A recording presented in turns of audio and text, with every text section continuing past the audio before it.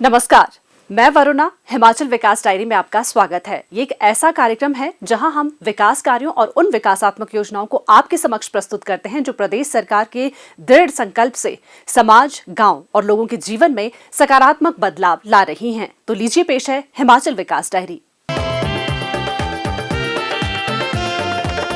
मुख्यमंत्री ठाकुर सुखविंदर सिंह सुक्खू की अध्यक्षता में शिमला में आयोजित प्रदेश मंत्रिमंडल की बैठक में टोल टैक्स बैरियर नीति 2026-27 और आबकारी नीति 2026-27 को स्वीकृति प्रदान की गई। मंत्रिमंडल ने महिला होमगार्ड स्वयंसेवकों को 26 सप्ताह का मातृत्व अवकाश प्रदान करने का निर्णय लिया। मंत्रिमंडल ने इंदिरा गांधी सुख शिक्षा योजना में संशोधन को स्वीकृति दी, जिसके तहत विधवाओं की बेटियों को राज्य के भीतर एवं बाहर स्थित सरकारी संस्थानों में व्यावसायिक पाठ्यक्रमों की पढ़ाई के लिए वित्तीय सहायता प्रदान की जाएगी।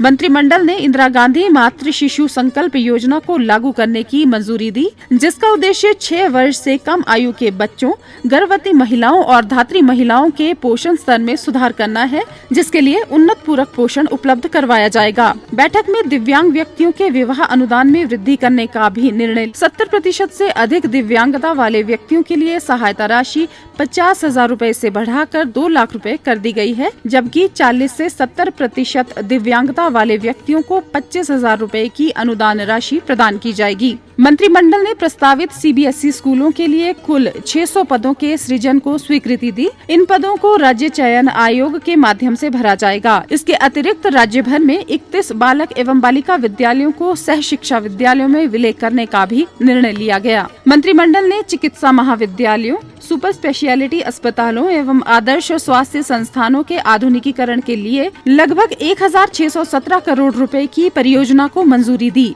इस परियोजना का उद्देश्य राज्य में स्वास्थ्य सेवाओं को और सुदृढ़ करना तथा सुलभ एवं गुणवत्तापूर्ण उपचार उपलब्ध करवाना है, ताकि मरीजों को उपचार के लिए राज्य के बाहर जाने की आवश्यकता न पड़े। मंत्रिमंडल ने भर्ती निदेशालय में पृथक कैडर के रूप में कनिष्ठ अभियंता सिविल के 190 एवं कनिष्ठ कार्यालय सहायक आईटी के 151 पदों के सृजन एवं भरने और स्वास्थ्य एवं परिवार कल्याण विभाग में फार्मेसी अधिकारी के 40 पदों को भरने की स्वीकृति दी। स्वास्थ्य विभाग में सहायक स्टाफ नर्स के 150 पद भरने और नूरपुर, बद्दी एवं ऊना में औषधि परीक्षण प्रयोगशालाओं की स्थापना तथा विभिन्न श्रेणियों के 36 पदों के सृजन एवं भरने को मंजूरी। स्वास्थ्य विभाग में रेडियोग्राफर के 30 पदों को भरने सहित विभिन्न विभागों में अनेक पदों को भरने की भी स्वीकृति। हाल ही में मुख्यमंत्री ठाकुर सुखविंदर सिंह सुक्खू ने सिरमौर जिला के पच्छाद विधानसभा क्षेत्र का दौरा किया, जहां उनका भव्य स्वागत किया गया। मुख्यमंत्री ने सराहा में लगभग 32 करोड़ रुपए लागत की 7 विकासात्मक परियोजनाओं के लोकार्पण एवं शिलान्यास किए। सिरमौर जिला के सराहा में एक विशाल जनसभा को संबोधित करते हुए मुख्यमंत्री ने कहा कि राज्य सरकार ग्रामीण अर्थव्यवस्था को सुदृढ़ करने के लिए निरंतर प्रयास कर रही है। उन्होंने कहा कि राज्य सरकार दूध पर समर्थन मूल्य प्रदान कर रही है और अदरक पर भी न्यूनतम समर्थन मूल्य प्रदान किया जाएगा। मुख्यमंत्री ने सराहा में सीबीएसई स्कूल खोलने और सराहा चंडीगढ़ सड़क मार्ग को डबल लेन करने की घोषणा भी की। उन्होंने कहा, जो सरकार गरीब का दर्द अनुभव करती है, आम परिवार के लोगों का दर्द अनुभव करती है, किसान का दर्द अनुभव करती है, उसी को व्यवस्था परिवर्तन कहते हैं। 70 साल तक आरटीजी मिलती रही। मैं प्रदेश के पिता योग के पास 4 बार इस प्रदेश के अधिकार के लिए गया कि जो आरटीजीएस में वृद्धि करनी है, वित्त मंत्री से मिला। लेकिन जब 1 फरवरी को वित्त आयोग की रिपोर्ट ले हुई, उसमें 70 साल पुरानी आपके अधिकार को आपसे छीन लिया गया। वो हिमाचल प्रदेश के इतिहास में 1 फरवरी का दिन काला दिन था। ये पैसा क्या है? अच्छे शिक्षा संस्थान बने, अच्छे हेल्थ इंस्टीट्यूशन बने, अच्छे पीने का पानी मिले, अच्छी सड़कें बने, उस पैसे को इन्होंने बंद कर दिया। ये जो आरटीजी रोकने का मामला है, इसमें ये चाहते हैं कि जो हम स्टोर प्राइस दूध वालों को दे रहे हैं वो बंद हो जाए, गेहूं का मूल्य स्टोर प्राइस के रूप में दे रहे हैं वो बंद हो जाए, ओपीएस बंद हो जाए।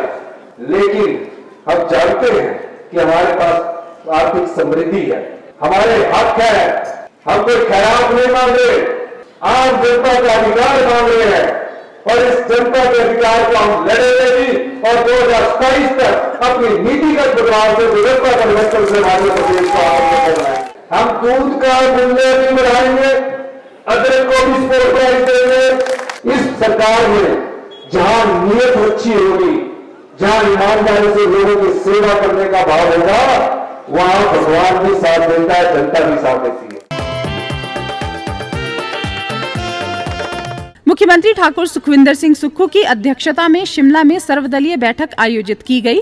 बैठक में 16वें वित्त आयोग की सिफारिशों में राजस्व घाटा अनुदान को बंद करने के प्रदेश पर संभावित प्रभाव पर चर्चा की गई। बैठक के बाद मीडिया से बातचीत करते हुए मुख्यमंत्री ने कहा कि राजस्व घाटा अनुदान को वापस लेने का प्रस्ताव राज्य के लिए गंभीर चिंता का विषय है और इससे राज्य की आर्थिकी पर बुरा असर पड़ सकता है। उन्होंने बैठक को बीच में छोड़कर जाने के लिए भाजपा की आलोचना की और इस कदम को बेहद निंदनीय बताया। मुख्यमंत्री ने कहा, जब वो बात रखने की बात आई तो हमने कहा कि सबसे बड़ी opposition party Bharatiya Janata party है, तो शुरुआत भारतीय जनता पार्टी से ही की जाए। भारतीय जनता पार्टी के प्रदेश अध्यक्ष और जयराम जी ने कहा कि नहीं, ये पहले और पार्टियों के विचार ले लीजिए। बिंदल जी कहने लगे 4 लेन दिया आपको हमने सेंट्रल स्पॉन्सर स्कीम्स दी, PMGSY दिया। हर्षवर्धन जी ने बोला कि आप RDG के मामले में स्थिति स्पष्ट करो, और हर्षवर्धन जी ने तो ये भी बोला कि ये सब चीज़ें तो 15th फाइनेंस कमीशन में भी मिलती रही, 14th फाइनेंस कमीशन में भी 4 लेन मिलते रहे, आपका RDG के मामले में क्या मानना है? तो वो दुविधा में फंसी हुई भारतीय जनता पार्टी लग रही है, क्योंकि ये क्लियर नहीं कर पा रहे। अगर उन्होंने बैठक में आना था तो RDG पर अपना स्टैंड क्लियर करना था कि नहीं, हम RDG के साथ है या नहीं है। आज प्रदेश हित के मामले हैं, कुर्सी हित नहीं है, और ये जो सोचकर चलेंगे कुर्सी हित बड़ा है, ये प्रदेश की जनता के हितों के साथ कुठाराघात है। अगर ये मेरी बात सुनते तो मैं इनसे पूछता कि आप RDG में हमारे साथ चलने को तैयार है या नहीं है।